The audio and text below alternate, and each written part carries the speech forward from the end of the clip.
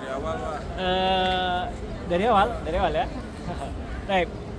Bapak Ibu yang semoga senantiasa dirahmati oleh Allah Subhanahu wa taala. Salah satu tempat sejarah juga, sejarah besar kaum muslimin adalah Saqifah Bani Sa'idah. Ya, berada di sekitar Masjid Nabawi. Dan di mana lokasinya? Lokasinya adalah tepat di luar pagar ini. Kita bisa lihat ada gedung, ada bangunan putih ya, listrik itu, dan di sebelahnya itulah dia Saqifah Bani Sa'idah. Apa itu Saqifah Bani Sa'idah? Saqifah Bani Sa'idah itu dahulunya adalah pendopo, kalau kita ya, kayak pondokan di mana orang-orang Ansor dahulu sering berkumpul di sana untuk mendiskusikan sesuatu. Nah, ketika wafatnya Nabi SAW, kaum muslimin semuanya goyah, kacau. Bukan hanya kaum muslimin yang baru masuk Islam, bukan. Bahkan para sahabat-sahabat senior pun ikut kacau dengan kabar meninggalnya Nabi SAW. Salah satunya siapa? Salah satunya adalah Umar bin Khattab radhiyallahu taala anhu. Di mana ketika Nabi SAW wafat, Umar mengatakan, barang siapa yang mengatakan Nabi wafat, maka akan kupenggal kepalanya. Ini saking tidak siapnya Umar menerima kabar Nabi SAW wafat. Dan ini saking sedihnya keadaan Umar tatkala itu.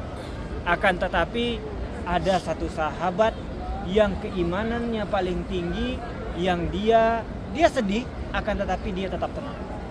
Yaitu adalah Abu Bakar As-Siddiq radhiyallahu taala anhu. Dia mengatakan kepada kaum muslimin apa? Man kana ya'budu Muhammadan fa inna Muhammadan qad mat. Wa man kana ya'budullah fa innallaha hayyun la yamut. Barang siapa yang mengibadati Nabi Muhammad sallallahu alaihi wasallam, sesungguhnya Nabi Muhammad telah wafat. Dan barang siapa yang mengibadati Allah, maka Allah hayyun la yamut. Sesungguhnya Allah itu maha hidup dan tidak akan mati. Ini sebuah isyarat. Sebuah isyarat apa? Bahwasanya ibadah itu hanya diperuntukkan kepada Allah, bukan kepada yang lain. Sekalipun dia adalah Nabi Muhammad, dia adalah manusia biasa yang wafat, maka ibadah itu hanya diperuntukkan kepada Allah Subhanahu wa ta'ala. Kemudian singkat cerita, berkumpullah kaum muhajirin dan ansar di daerah tersebut, di pondok tersebut, di pendopo tersebut, guna membahas siapa pemimpin kaum muslimin selanjutnya. Kenapa? Karena kaum muslimin membutuhkan pemimpin. Tidak mungkin sebuah umat yang besar tidak ada pemimpinnya.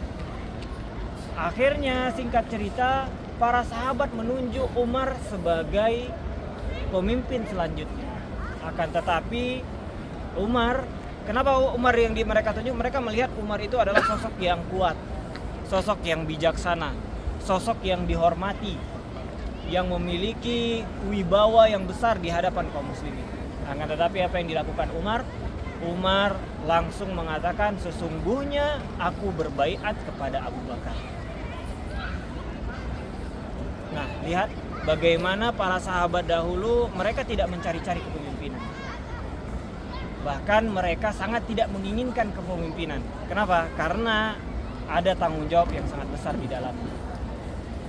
Nah, dan ini juga lihat bagaimana para sahabat juga memuliakan Abu Bakar. Sahabat Umar memuliakan Abu Bakar. Kenapa? Karena tidaklah ada kata Nabi SAW semasa hidupnya, kalaulah aku boleh menjadikan seorang kekasih, maka aku akan menjadikan Abu Bakar sebagai kekasihku. Ini menunjukkan bahwasanya di antara umat muslimin, maka yang paling mulia setelah Nabi SAW adalah Abu Bakar. Maka dialah pemimpinnya. Ketika itu Aisyah radhiyallahu taala anhu selaku anak dari Abu Bakar bertanya kepada Umar, kenapa engkau menunjuk ayahku sebagai pemimpin? Sementara